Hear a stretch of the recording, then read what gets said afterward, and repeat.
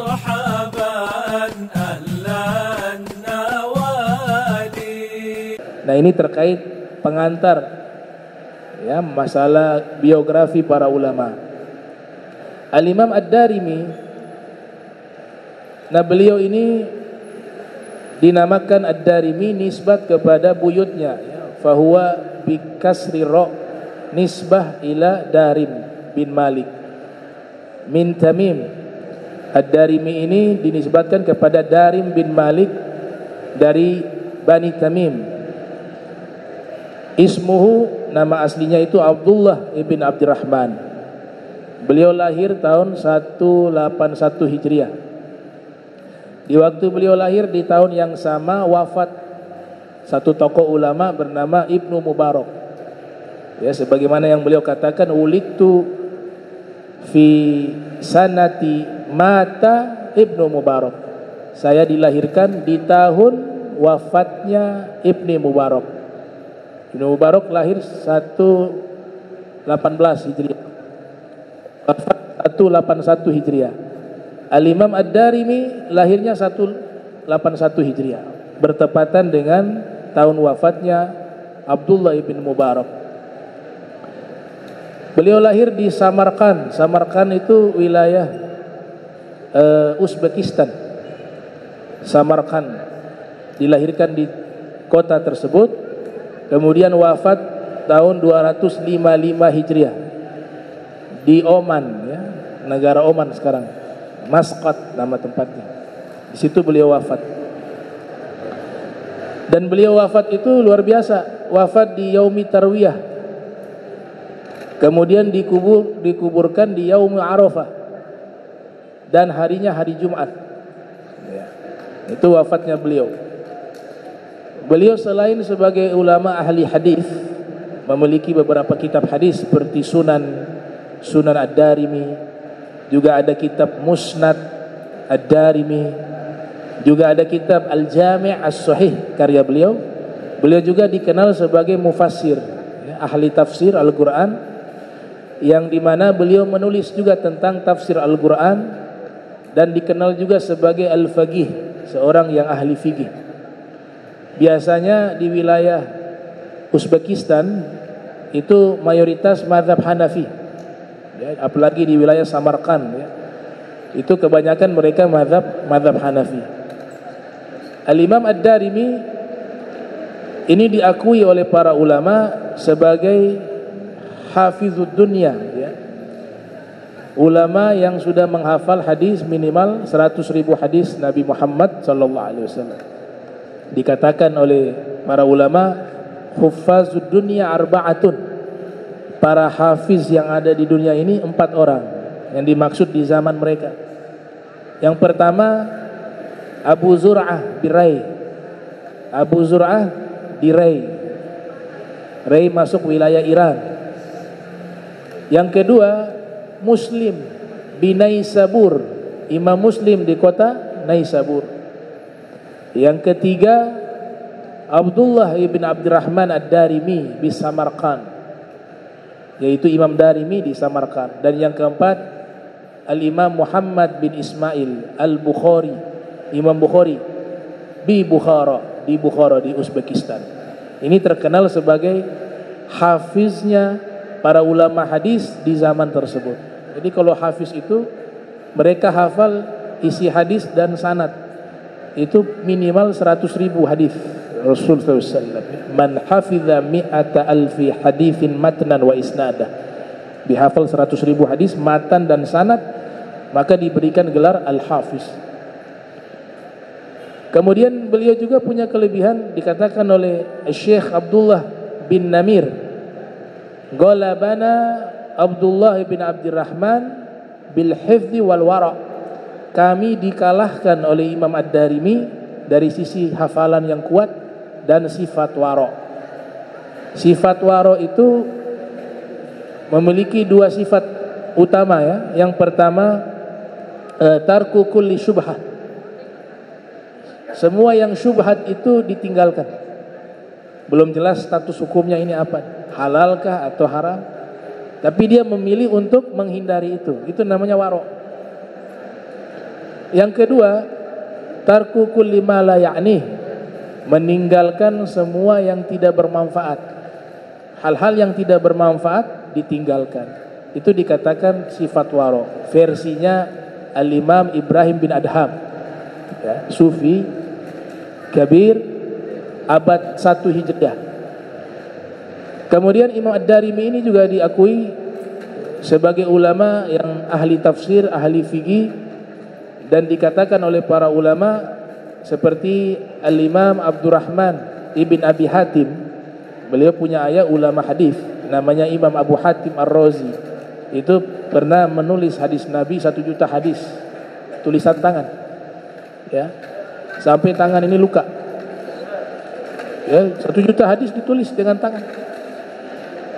Bahkan waktu menulis hadis-hadisnya Nabi Sallallahu Alaihi Wasallam, itu makan pun tidak sempat, ada perempuannya yang suapin. Beliau terus menulis karena khawatir kalau menunda-nunda, khawatir meninggal, ada hadis yang belum tertulis. Biasanya mereka menulis dari hafalan, sehingga ditulis 1 juta hadis. Namanya Imam Abu Hatim Ar-Razi. Al-Imam Abu Hatim Ar-Razi mengakui Imam Ad-Darimi. Beliau mengatakan, kana al-Imam Ad-Darimi imamana fi hadzal zaman. Imam Ad-Darimi itu adalah imam kami di zaman ini, kata beliau. Itu ulama dulu saling memuji, menyanjung, ya. Al-Imam Az-Zahabi dalam kitab Syiaru A'lami Nubala yang lahir 673 Hijriah, wafat 748 Hijriah, menyebutkan Imam Ad-Darimi sebagai ruknan min arkaniddin, tiang agama Islam. Ruknan min arkaniddin. Dan kitab hadis yang beliau tulis, Sunan Ad-Darimi, itu kebanyakannya sahih. Paling banyaknya hadis-hadis sahih. Al-Imam Ad-Darimi rahimahullah.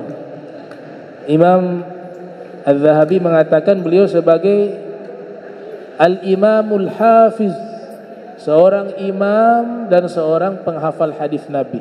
Al-Hafiz, yang jumlahnya, ada yang mengatakan hafalan beliau itu lebih dari 300.000 hadis Nabi Muhammad SAW. Murid-murid beliau di sini disebutkan, di antara murid beliau adalah Al-Imam Muslim. Imam Muslim termasuk muridnya Imam Ad-Darimi, yang lahir tahun 204 Hijriah, wafat 261 Hijriah. Kemudian murid beliau lainnya adalah Imam Abu Daud yang menyusun Sunan Abi Daud, kelahiran tahun 202 Hijriah, wafat 275 Hijriah. Orang Afghanistan, ya, dari Sijistan. Kalau Imam Muslim itu Iran, Naisabur. Kemudian murid beliau juga adalah Al-Imam Abu Zur'ah Ar-Razi, ya, dari kota Iran, ya, negara Iran. Dan Abu Hatim Ar-Razi juga murid daripada Al-Imam Ad-Darimi. Wa kana imam ahli zamanihi fil ilm wal wara'. Beliau adalah seorang imam besar di zamannya. Jadi kalau diistilahkan imam, itu mereka orang yang alim plus mampu membaca keadaan sosial. Jadi kalau alim saja tanpa bisa melihat keadaan sosial, jadi budaya, tradisi satu negara, satu bangsa itu dipelajari juga. Kemudian dari situ nanti di-compare, digabung dengan hukum Islam.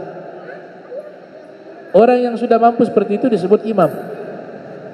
Makanya Al-Imam Syafi'i, Al-Imam Malik, Al-Imam Abu Hanifah, Al-Imam Ahmad. Jadi bukan hanya menguasai nas, tapi juga paham tentang tradisi budaya satu bangsa. Dari situlah kita lihat Imam Syafi'i ketika tinggal di Baghdad, fatwa hukumnya itu banyak yang berbeda ketika beliau pindah ke Mesir. Kenapa bisa berbeda? Faktor utamanya adalah tradisi dan budaya di Baghdad, di Irak itu berbeda jauh dengan tradisi budaya yang ada di Mesir. Bukan berarti hukum syariat ini mengikuti tradisi, tidak. Tetap syariat itu di atas, tapi jadi bahan pertimbangan hukum. Al-adah muhakkamah, kata para ulama. Adat yang baik itu bisa dijadikan hukum. Karena di dalam syariat Islam banyak sekali tradisi-tradisi yang kemudian masuk menjadi syariat.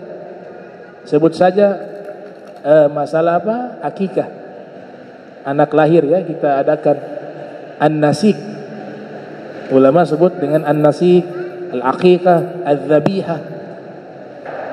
Sebelum Islam hadir, itu tradisi yang sudah ada di kota Makkah Al-Mukarramah.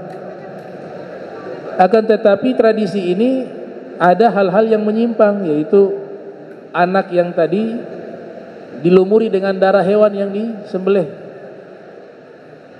Nabi menghapus itu. Imam Rafi mengatakan diganti dengan minyak wangi karena darah najis. Kemudian hewan yang disembelih dihadiahkan ke berhala-berhala. Nabi menghapus, ini salah. Disembelih niatnya kepada Allah, makanya disebut nama Allah ketika menyembelih. Tapi substansinya rasa syukur. Orang-orang Makkah pada zaman itu, mereka melakukan itu sebagai bentuk terima kasih kepada Tuhan sudah diberikan anak. Nah, poin penting inilah dipertahankan oleh Islam. Kalau syukur gak ada masalah, maka jadilah masuk ke dalam sunnah. Hukumnya sunnah, mazhab Syafi'i. Ada tradisi juga yang menjadi hukum, yaitu kalau kita tidak sengaja melukai orang kemudian meninggal dunia, kemudian orang ini meninggal sebab kita, tapi kita gak sengaja, dan keluarga memaafkan, diminta membayar diat. Diat itu semacam ganti rugi, ya. Berapa ekor? 100 ekor unta diatnya. Atau memang dia membunuh orang, tapi ahli keluarganya ini memaafkan, itu dia harus membayar diat 100 ekor unta. Kata Imam Ibnul Qayyim, ya, yang lahir 691 Hijriah, wafat 751 Hijriah, dalam kitab Zadul Ma'ad. Ternyata diat itu tradisi yang ada di Makkah sebelum hadirnya agama Islam. Makanya ada kisah, ya, kisah air Zam-Zam tidak ditemukan itu. Kemudian Sayyiduna Abdul Muttalib mengundi anak-anaknya, siapa yang mau dikorbankan. Sekalipun ini cerita agak bertentangan, ya, karena bagaimana mungkin mereka kakeknya Nabi yang mengikuti ajaran agama Nabi Ibrahim masih mempertahankan tradisi menyembelih manusia, sedangkan Nabi Ismail saja sudah ditukar dengan kibas. Wa fadainahu bidzibhin azim, ya. Nah, sehingga kisah ini juga agak sedikit dikritisi juga. Bagaimana tradisi jahiliyah dipertahankan, mengorbankan anak manusia, sedangkan Nabi Ibrahim ketika mengorbankan Nabi Ismail sudah diganti syariat itu dengan apa? Dengan domba atau kambing. Wa fadainahu bidzibhin azim. Dan tidak mungkin syariat para anbiya di situ ada satu perbuatan yang tidak baik. Menyembelih atau membunuh anak itu hal yang tidak baik, dengan alasan apapun itu. Nah, sehingga ini kami melihat perlu diteliti lagi nih, kisah ini apakah benar, ya, dilakukan oleh kakeknya Nabi Muhammad SAW. Tapi kita ambil poin atau hikmah terkait masalah diat, ya. Ini kisah yang memang sudah populer di kalangan para sejarawan. Karena Sayyidina Abdul Muttalib mimpi itu lokasi daripada air Zam-Zam, ya, maka syaratnya itu untuk bisa ditemukan, dipastikan tempatnya itu di mana ada anak yang dikorbankan, ya. Singkat cerita diundi nama, yang keluar ayahnya Nabi Sayyidina Abdullah. Ini saudara-saudaranya semua sayang kepada Sayyidina Abdullah. Mereka mengatakan, Sudah undi lagi deh, jangan Abdullah, yang lain saja. Diundi lagi, nama kedua keluar juga Sayyidina Abdullah.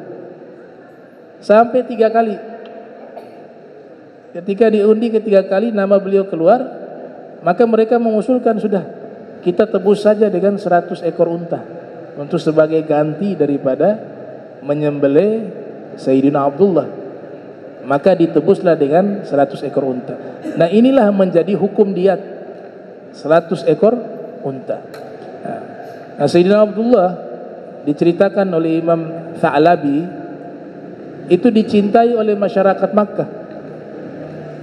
Akhlaknya baik, orangnya gagah. Bagaimana tidak gagah ya? Ayahnya Nabi Muhammad. Semua wanita menawarkan diri untuk dinikahi oleh beliau yang ada di kota Makkah.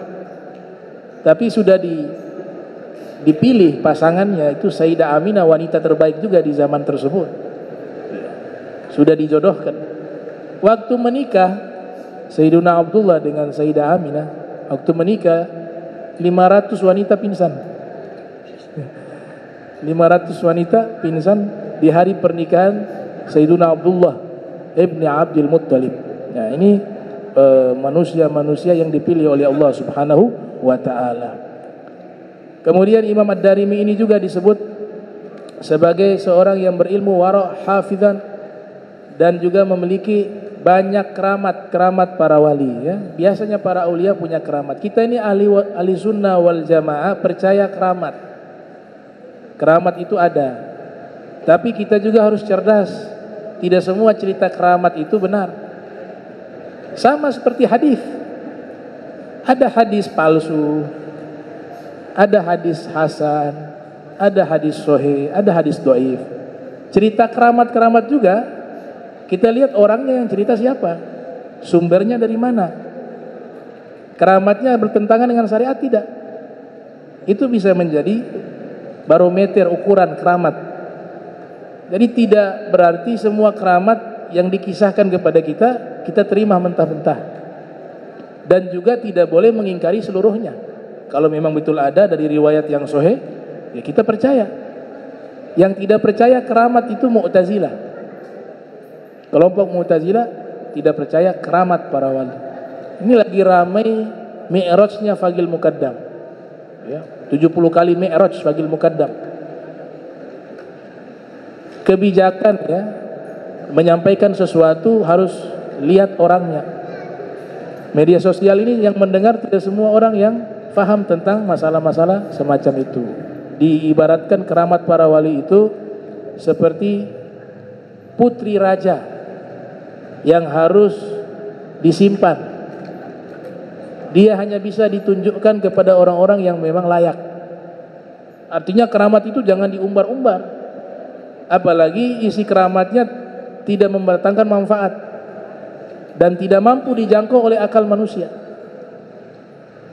Nah, keramat yang disebut Mi'rajnya Fagil Muqaddam 70 kali Mi'raj, bukan beliau saja yang punya keramat semacam itu. Dulu ada Abu Yazid Al-Bustami.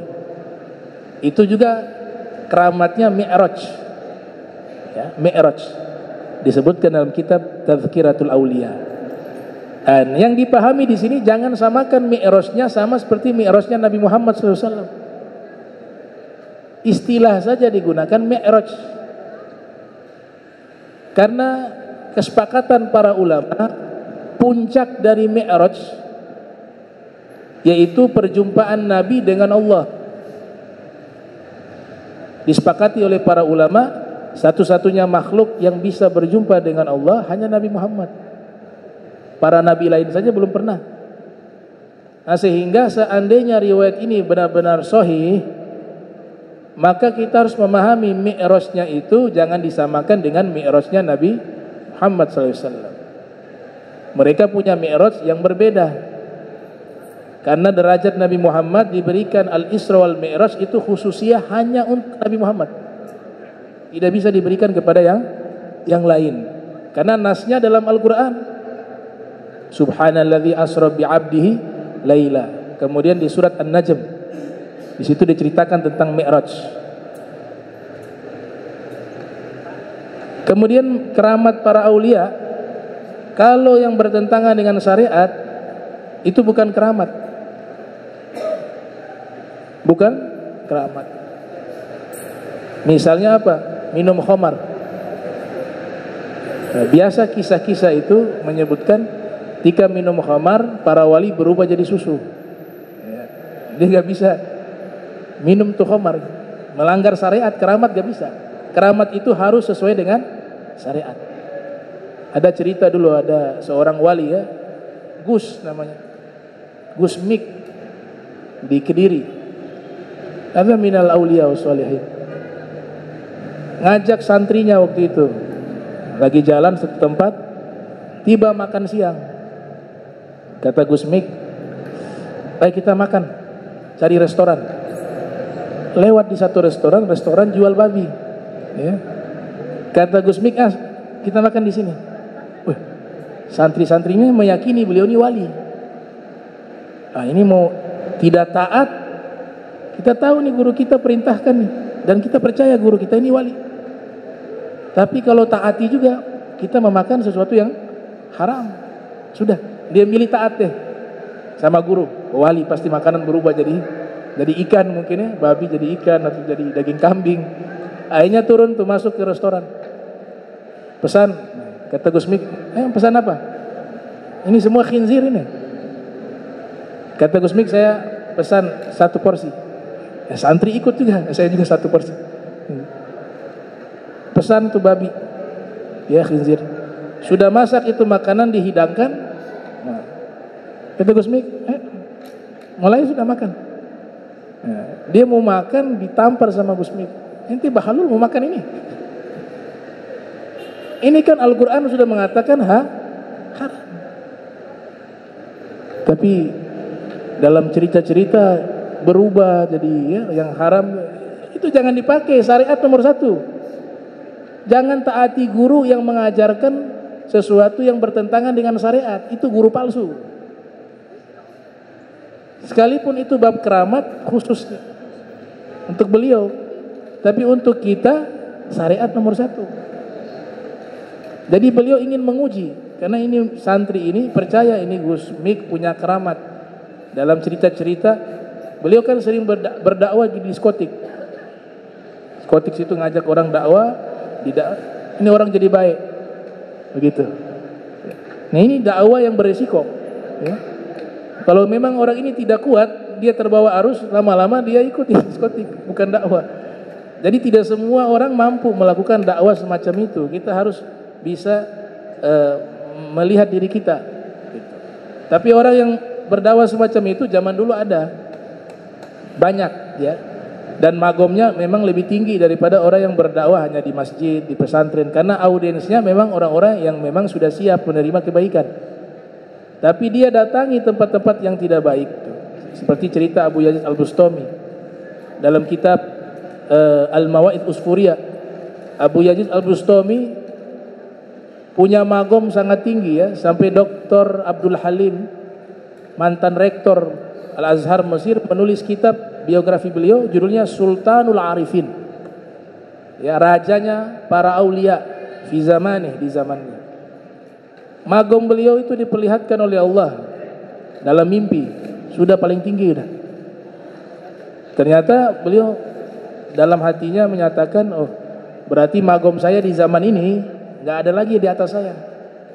Ternyata mimpi berikutnya Allah perlihatkan ya, ada satu orang magomnya jauh di atas engkau. Namanya Fulan bin Fulan. Ada suara hatif. Hatif itu suara ada, wujud tidak ada dalam mimpi. Maka Abu Yazid Al-Bustami penasaran, bangun dari tidur, dia sudah tahu nih tempat tinggal orang itu. Namanya juga sudah diberitahukan. Penasaran amalan apa sehingga magomnya bisa melampaui magom saya. Sampailah dia ke negeri tersebut, ditanya orang itu, orang kampung mengatakan, kenapa cari itu orang kejahatan itu? Yang nama itu yang kamu cari itu orangnya bukan orang baik. Ini sebentar malam dia biasa nongkrong sama kolega-koleganya itu, lagi khamar. Kata Abu Yazid, yang benar saja. Orang ini magomnya lebih tinggi dari saya. Iya, itu tukang mabuk. Penasaran Abu Yazid Al-Bustami, dia cari tahu, ada yang kasih tunjuk, itu orang yang kamu cari itu, Fulan bin Fulan, itu dia. Itu lagi nongkrong sama beberapa sahabat, ya, kawan. Di situ ada botol minum arak. Kata Abu Yazid, wah ini salah mimpi kayaknya nih. Mimpi ini bukan dari Allah, dari setan kayaknya. Masa orang semacam ini jelas-jelas kumpul sama pemabuk, kok bisa magomnya lebih tinggi dari saya? Abu Yazid mau pergi, mau balik pulang, dipanggil sama orang tersebut, ya Abu Yazid. Belum pernah ketemu sebelumnya. Kenapa engkau tidak punya adab? Wala salam, wala kalam, langsung pergi. Gak ada salam, gak ada bicara, langsung pergi tinggalkan saya.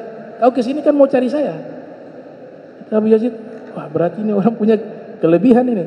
Ya, kata dia, tunggu sebentar, saya urus orang dulu tuh. Kawan-kawan saya yang lagi mabuk saya urus dulu. Ya, kamu tunggu sebentar. Dia duduk lagi di situ. Duduk di situ, Abu Yazid bingung nih. Ini orang duduk sama orang mabuk. Selesai itu, dia selesai urus sama kawan-kawannya. Dia pergi dengan Abu Yazid. Kamu jadi tamu saya. Nginap di rumah saya 3 hari. Ya. Akhirnya nginap nih. Waktu nginap, Abu Yazid memperhatikan ibadahnya biasa-biasa saja. Hanya sholat-sholat wajib. Gak ada tambahan-tambahan amal lainnya. Hari pertama dia lihat ini orang biasa. Tapi kajian rutinnya itu, dia punya tradisi rutin setiap malam gabung dengan para pemabuk. Nanti di malam berikut datang di tempat, mohon maaf prostitusi. Begitu. Bingung dia. Sampai hari ketiga selesai. Kata Abu Yazid, saya datang ke sini ingin mencari tahu amalanmu. Kata orang tersebut, saya sudah tahu kedatangan kamu ke sini mau mencari tahu kenapa magom saya bisa lebih tinggi dari kamu. Kamu datang ke sini kan mau cari tahu itu. Abu Yazid bilang benar. Ya. Kamu jangan buruk sangka dengan saya. Ini saya kasih tahu kenapa magom saya lebih tinggi dari kamu. Saya kumpul sama mereka bukan berarti saya minum. Kamu tahu gak kenapa saya kumpul sama mereka? Ini saya lakukan sudah puluhan tahun. Saya sudah berhasil merubah para peminuman keras, para pemabuk itu menjadi aulia wa sholihin. Entah sudah berapa ratus orang. Jadi beliau di situ ngajak dakwah. Ya, ini mabuk dikasih ini tidak minum, diambil dibuang. Nah, orang ini sudah akrab dengan ini, mulai diajak, dikenalkan agama ini. Karena dengan keikhlasan orang ini berubah jadi baik. Itu sudah puluhan orang, bahkan ratusan. Saya sudah merubah mereka menjadi orang-orang soleh, menjadi aulia. Begitu juga wanita-wanita di tempat prostitusi. Sudah berapa banyak mereka sudah tobat kepada Allah. Itu saya lakukan puluhan tahun. Nah inilah yang membedakan magom saya dengan magommu. Kamu dakwanya kepada orang-orang baik, gak ada tantangan. Risalahnya para nabi itu mengevakuasi orang-orang agar tidak ada yang masuk ke dalam neraka. Di mana dilihat ahli-ahli neraka dengan perbuatan maksiat, mereka gak tega, mereka ini mati dalam keadaan maksiat. Maka tugas kita menyelamatkan mereka. Itu yang saya lakukan. Dan itulah yang membedakan magom saya lebih tinggi dari magommu. Nah itu. Cuma ini kan tidak semua orang mampu. Gitu. Tidak semua orang mampu. Ya itu. Ya insyaallah Allah Ta'ala berikan kita istiqomah, sehat wal afiyah. Amin ya rabbal alamin. Allahumma jam'ana hadza jam'a marhuma wa tafarraqan bari tafarruqan ma'suma wa la tajal minna wa la minna syakila mahruma. Subhanaka bihamdika asyhadu an la astaghfiruka wa atubu ilaihi wa sallallahu alaihi Muhammadin wa ala alihi wa sahbihi wa barik wa sallam wa la minkum. Wassalamualaikum warahmatullahi wabarakatuh.